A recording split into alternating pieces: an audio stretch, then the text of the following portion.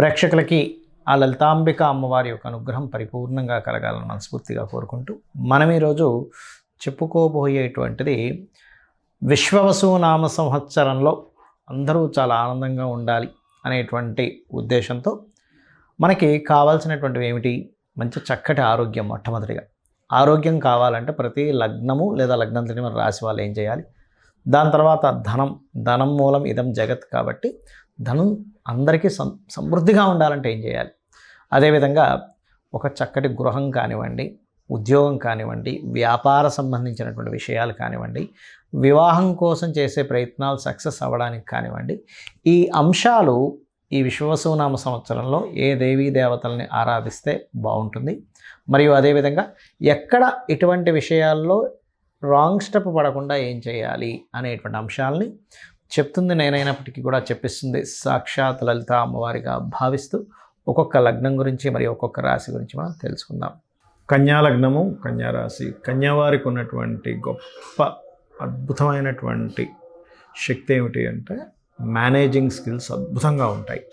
మరి మీరు ఈ విశ్వవసునామ సంవత్సరంలో రుణరోగ శత్రుబాధలు తగ్గాలి అంటే సింపుల్గా ఏమీ లేదు, నవగ్రహాలలో శని భగవానుడి దగ్గర దీపారాధన చేయండి చాలు. ఏమంటే అది చేస్తే సరిపోతుందా అంటే దాంతోపాటు ఓం అపర్ణాయై నమః. అమ్మవారు ఖచ్చితంగా మీ అప్పులు తీరడానికి గల రూట్ మీకు చూపిస్తుంది. ఎక్కడ కూడా భగవంతుని పూజ్యంగా ఇలా ఆకాశంలోంచి డబ్బులు పడిపోవు, మనకు ఒక వే చూపిస్తాడు భగవంతుడు. అలాగే మరి ఫైనాన్షియల్ గ్రోత్, ఎందుకంటే ఈ శని భగవానుడి దగ్గర దీపారాధన చేయడం వల్ల రుణము రోగము ఖచ్చితంగా తీరుతాయి. ఇక శత్రుత్వాలు అంటారా, కొంచెం కుజుడి దగ్గర కూడా దీపారాధన చేస్తే రుణము రోగము శత్రుత్వాలు కూడా తగ్గుతాయి. అయితే దీంతోపాటు వీలున్నప్పుడల్లా కూడా సోమవారాలు అన్నం ఏదైనా ఒకటి తయారు చేసుకొని మీకు శివాలయంలో దగ్గరలో ఉన్నట్లయితే శివాలయానికి వెళ్ళి అక్కడ ఉండేటువంటి పేదవాళ్ళకి పంచిపెట్టండి. ఖచ్చితంగా రుణ విముక్తి కలిగి తీరుతుంది. దీంతోపాటు ఫైనాన్షియల్గా మీకు గ్రోత్ రావాలి ఈ సంవత్సరం అని అనుకుంటే కనుక ఎక్కువగా అమ్మవారి ఆలయానికి వెళ్ళి అక్కడ కూర్చొని ఓం సంపత్కరీ సమారూఢ సింధుర వ్రజ సేవితాయే నమః అని చేయండి.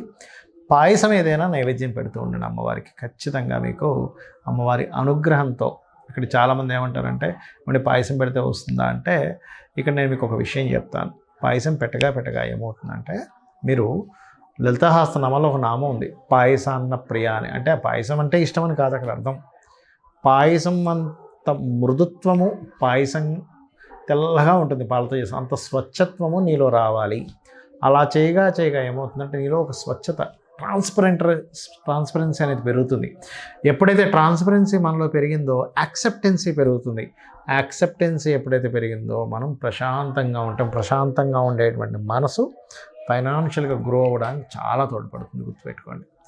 అలాగే మీకు వివాహ సంబంధించినటువంటి విషయంలో చక్కటి యోగం కలగాలి అని అంటే కనుక మీరు ఈ సంవత్సరం చాలా మటుకు మీరు బంధువర్గాల్లో ప్రయత్నం కనుక చేసినట్లయితే బాగుంటుంది. దీంతోపాటు దత్తాత్రేయుడిది దిగంబర శ్రీ పాదవల్లభ దిగంబర అనే నామస్మరణ చేయండి. వీటితో పాటు మీరు మరొక విషయం ఏంటంటే ఇక్కడ గమనించుకోవాల్సిన అంశము ప్రధానంగా దత్తాత్రేయుడి యొక్క నామస్మరణ మరియు దక్షిణామూర్తి యొక్క స్తోత్ర పఠనము ఇవి మీకు చాలా చక్కటి ఫలితాలను ఇస్తాయి. మరియు ఈ వివాహ సంబంధించిన ఒకటే కాకుండా ఉద్యోగము, వ్యాపారము, గృహయోగము, అంటే వివాహానికి గృహయోగానికి రెండిటికి కూడా మీకు గురువే కారకుడు కాబట్టి దత్తాత్రేయుడు నామస్మరణ. ఈ ఉద్యోగ సంబంధించిన విషయంలో ఈ సంవత్సరం కాస్త మొదటి 2 నెలలు కొంత స్ట్రెస్ ఉంటుంది, దాని తర్వాత మంచి గ్రోత్ ఉంటుంది మీకు, మీ జీవిత భాగస్వామికి కూడా. మరి వ్యాపార పరంగా మీకు కలిసి రావాలంటే చంద్ర ఆరాధన చేయడము, ఓం ఇంద్రగోప పరిక్షిప్త స్మరతోనా భజంగికాయ అనే నామస్మరణ చేయండి. అన్ని విధాలా మీకు బాగుంటుంది. చాలామందికి మరి జాతకం ఉండదు, అంటే వాళ్ళ డేట్ ఆఫ్ బర్త్లు, టైమ్ ఆఫ్ బర్త్లు రాయరు. కొంతమంది పెద్దవాళ్ళు రాసినవా మిస్ అవుతూ ఉంటాయి. మరి అలాంటి వాళ్ళకి రాశి తెలియదు, నక్షత్రము, లగ్నం ఏమీ తెలియదు అని మేమేం చేయాలి? ఒకటే గుర్తుపెట్టుకోండి. ఎందుకంటే వీళ్ళు అయోమయంలో ఉంటారు. ఏదైనా పని అవ్వకపోతే ఏళ్ళనాటి శని నడుస్తుందా, నా జాతకం తెలియదు కదా, సర్పదోషం ఉందేమో, లేకపోతే ఇంకోటి ఏదో బ్యాడ్ మహాదశ నడుస్తుందేమో అనుకుంటూ ఉంటారు. ఒకటే గుర్తుపెట్టుకోండి. మరి తెలియని వారు ఒక టెక్నిక్ పాటించి మీరు ఆ రోజుల్లో ఆ జాగ్రత్తలు తీసుకోవచ్చు. అలాగా మనకి మొత్తం వారానికి 7 రోజులు. ఆ 7 రోజుల్ని 7 గ్రహాలుగా 9 గ్రహాలుగా కూడా అనువదించుకోవచ్చు. అలాగే 7కి 9 ఎలాగా అంటే మనకి 7 వారాలకి తీసుకుంటే ఆదివారం సూర్యుడు, సోమవారం చంద్రుడు, మంగళవారం కుజుడు, బుధవారము బుధుడు, గురువారము గురువు, అదేవిధంగా శుక్రవారానికి శుక్రుడు, శనివారానికి శని. అయిపోయాయి 7 గ్రహాలు అయిపోయి ఇంకా 2 మిగిలాయి, రాహువు కేతువు. వాటిని శనివారానికి రాహువుని, మంగళవారానికి కేతువుని తీసుకోండి. తీసుకొని మీ జీవితంలో గనక కొంతమందికి చూడండి, పలానా రోజులే నాకు చాలా ఇబ్బందులు వస్తున్నాయండి, ఆదివారాలు అంటారు, సోమవారాలు అంటారు, శుక్రవారం నాకు కలిసి రాలేదంటారు. ఎందుకు అంటే పర్టికులర్గా మీకు జాతకం తెలియదు, కానీ మీ జన్మజాతకంలో ఆ గ్రహం బాగుండకపోయి ఉండొచ్చు. అందుకని మీరు ఏం చేస్తారు, మీకు ఏ రోజులైతే ఇబ్బందులు వస్తున్నాయో ఆ రోజులు ప్రత్యేకంగా ముఖ్యమైనటువంటి అన్ని పనులు అనట్లేదు, నిత్యం చేసే జాబులు బిజినెస్ల గురించి మాట్లాడట్లేదు, ముఖ్యమైన ఇన్సిడెంట్ అంటే ఒక అగ్రిమెంట్ రాసుకుంటాం, లేకపోతే ఒక చూడండి కొన్నిసార్లు మనం ఎవరికైనా సరే ఏదైనా అప్పు ఇవ్వడం కానీ, అప్పు తీసుకోవడం కానీ, ఒక ఇల్లు కన్స్ట్రక్షన్ కానీ, పెళ్ళి కానీ, ఒక వ్యాపారం ప్రారంభించడం కానీ, ఒక ఉద్యోగంలో జాయిన్ అవ్వడం కానీ, మీరు చిన్నప్పటి నుంచి ఒక ఆలోచన ఉంటుంది, నాకు ఎందుకో సోమవారాలు పనికి రావట్లేదండి, లేకపోతే నాకు ఎందుకో శనివారం కలిసి రాలేదండి, నాకు ఎందుకో శుక్రవారం కలిసి రాలేదండి అంటూ ఉంటారు. ఎప్పుడు నాకు ఇలా నష్టం ఆ రోజే అయిందండి అని. అలాంటివి అవాయిడ్ చేయండి, చాలా సింపుల్. ఎందుకంటే మీకు ఆ ప్లానెట్ ఆ రిజల్ట్స్ ఇస్తున్నప్పుడు ఆ రోజుల్లో ప్రారంభించడం మీకు మంచిది కాదు, ఇది బాగా అర్థం చేసుకోండి. ఇక రెండవది ఏమిటంటే ఇక్కడ వీటితో పాటు మీరు చేయవలసినటువంటిది, మీ జాతకం తెలిసినా తెలియకపోయినా మీకు పుణ్యము పెరిగి ధనప్రాప్తి కలగాలి అంటే లలితా సహస్రనామాల్లో ఓం సంపత్కరీ సమారూఢ సింధుర వ్రజసేవితాయే నమః లేదా ఓం ధర్మాధ్యక్ష ధనాధ్యక్ష ధన ధాన్య వివర్ధనీయే నమః చేయండి, అద్భుతంగా రిజల్ట్స్ వస్తాయి. అలాగే మరి ఏమండి నాకు చాలా అప్పులు ఉన్నాయండి, నా జాతకం తెలియదు, ఏ గ్రహానికి చేసుకోవాలో తెలియట్లేదు అంటే సింపుల్గా ఏమీ లేదు, బుధవారాలు బుధగ్రహానికి, కేతుగ్రహానికి, కుజగ్రహానికి దీపం పెట్టి చక్కగా మీరు రోజుకొక్క అరగంట సేపు కనీసం ఓం అపర్ణాయే నమః అని చేస్తూ ఉండండి. చేస్తూ ఉంటే మీ యొక్క లైఫ్లో నేనేమి చేస్తే ఈ అప్పు తీరుతుంది, నేను ఎట్లా ప్రోగ్రెస్ అయితే నాకు ధనాదాయం పెరిగి ఈ అప్పుని నేను తీర్చగలుగుతాను అనేటువంటి ఒక ప్లానింగ్ అనేటువంటిది మొట్టమొదటిగా అమ్మవారు మీకు ఇవ్వడం జరుగుతుంది. ఇక అదేవిధంగా మరి జాతకం లేదు కానీ వివాహ సంబంధాలు ఏమో కుదరట్లేదని బాధపడుతూ ఉంటారు. జాతకం ఉన్నా లేకపోయినా ఒకటే గుర్తుపెట్టుకోండి, వివాహం కుదరట్లేదంటే మీకు 3 పాయింట్లు, మీకు లేట్ మ్యారేజ్ యోగం ఉంటుంది, లేదా సమయం ఇంకా రాలేదు. ఇప్పుడు ఉదయం 6:30కి సూర్యోదయం, నేను రాత్రి 10 గంటల నుంచి 10 గంటలకు ఒకసారి, 12 గంటలకు ఒకసారి, 2 గంటలకు ఒకసారి, 3 గంటలకు ఒకసారి ప్రతిసారి తలుపులు తెరిచేసి ఈస్ట్ వైపు సూర్యుడు రాలేదని బాధపడడం వల్ల అర్థం లేదు.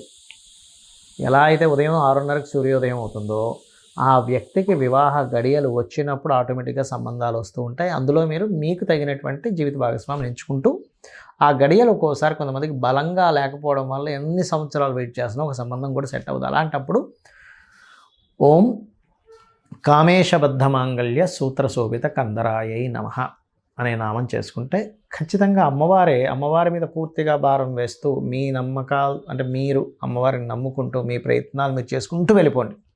ఆటోమేటిక్గా అమ్మవారి మీకు సరైనటువంటి వరుణ్ణి చూపిస్తుంది. ఎందుకంటే మనకి దేవీ భాగవతంలో కూడా అనేక ఘట్టాల్లో అమ్మవారు స్వప్నంలోకి వచ్చి చెప్తుంది కాళిదాసు గురించి, అతను నా భక్తుడు, నా అంశ నుంచే వస్తాడు అని. అదేవిధంగా చాలా దేవీ భాగవతంలో ఉండేటువంటి చాలా వృత్తాంతాల్లో పలానా వ్యక్తులకి కల్లోకి వచ్చి చెప్పడం, ఇది చేయమని చెప్పడం అనేటువంటిది ఉంది. అంటే ఏమిటి, అమ్మవారిని ఎవరైతే నమ్ముకుంటారో భక్తి శ్రద్ధలతో ఎవరైతే చేస్తారో వాళ్ళని చెయ్యి పట్టుకొని నడిపిస్తుంది. అయితే మీకు అనిపించవచ్చు ఏమంటే అమ్మవారి భక్తి శ్రద్ధలు ఉన్నాయి కానీ ఎక్కడో మాకేదో కష్టం వస్తుందండి అంటే, ఇంకా పెద్ద కష్టం రావాల్సినటువంటిది చిన్న కష్టంతో అమ్మవారు తీస్తుంది. అది మనకి తెలియక చిన్న కష్టాలు కూడా అయ్యో కష్టాలు వచ్చేస్తున్నాయి, నేను రోజు పూజ చేస్తున్నాను, రోజు సంధ్యావందనం చేస్తున్నాను అనుకుంటారు. అంతకంటే ఒక 100,000 రెట్లు పెద్ద కష్టం రావాల్సింది తీసేస్తుంది. లేదా కొన్నిసార్లు అమ్మవారు ఏం చేస్తుందంటే ఇంకా ఈ జీవుడికి ఈ జన్మచక్రంలో తిరగడం అనవసరం అని చెప్పని ఏదైతే ఉందో ఈ జన్మలోనే ఇప్పుడుండే పీరియడ్లోనే అన్నీ కంప్లీట్ అయిపోయేలా చేయించేస్తుంది కూడా. అది మనకు తెలియక అజ్ఞానంలో